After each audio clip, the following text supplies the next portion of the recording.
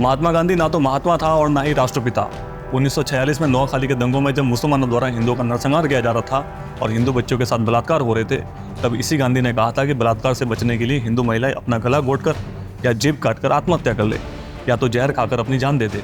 इसका उल्लेख आपको कलेक्टेड वर्क्स ऑफ गांधी के वॉल्यूम 85 के पेज नंबर 491 पर मिल जाएगा। हिंदू महिलाओं को सुरक्षित करने और मुसलमानों को समझाने की बजाय जो व्यक्ति हिंदू महिलाओं को आत्महत्या करने की सलाह देता हो, वो व्यक्ति राष्ट्रपिता कैसे हो सकता है? और हिंदुओं से इसकी घृणा के कितने ही प्रमाण दूं मैं आपको।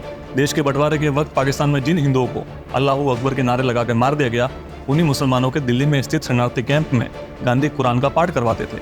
इसका उल्लेख आपको गांधी पूर्ण आहुति के वॉल्यूम 4 के पेज नंबर 19 पर मिल जाएगा। इसके अलावा जो हिंदू पाकिस्तान से भारत आए थे, उनके घर भारत से जाने वाले मुसलमानों को दिए गए।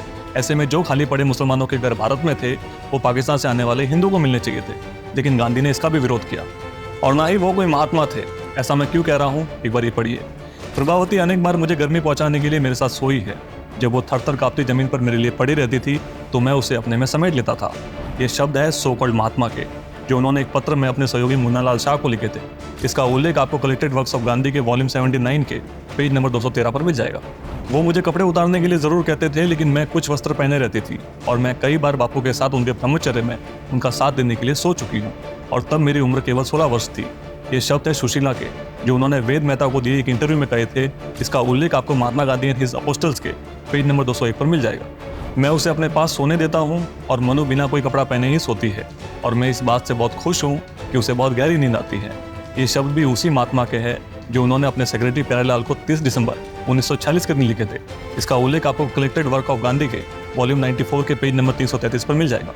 प्रभावती जयप्रकाश नारायण की पत्नी थी, मनुबेन गांधी की पोती थी और सुशीला महात्मा गांधी के सेक्रेटरी प्यारेलाल की बहन। जो व्यक्ति अपने ब्रह्मचर्य का प्रयोग अपनी पोती और बेटी जैसी सुशीला के साथ करता हो, इतना कामुक व्यक्ति महात्मा कैसे हो सकता है? और जो गांधी जीवन भर भारत को एक रखने की बात करते रहे, वही गांधी 31 मार्च 1946 के दिन कहते हैं कि देश का बंटवारा मेरी लाश पर होगा। 1 अप्रैल को कहते हैं कि देश की सत्ता जिन्ना को सौंप दो, और 2 अप्रैल को बंटवारे के लिए राजी हो जाते हैं। हर बात पर अनशन पर बैठने वाले गांधी ने देश के बंटवारे को रोकने के लिए कोई अनशन क्यों नहीं किया?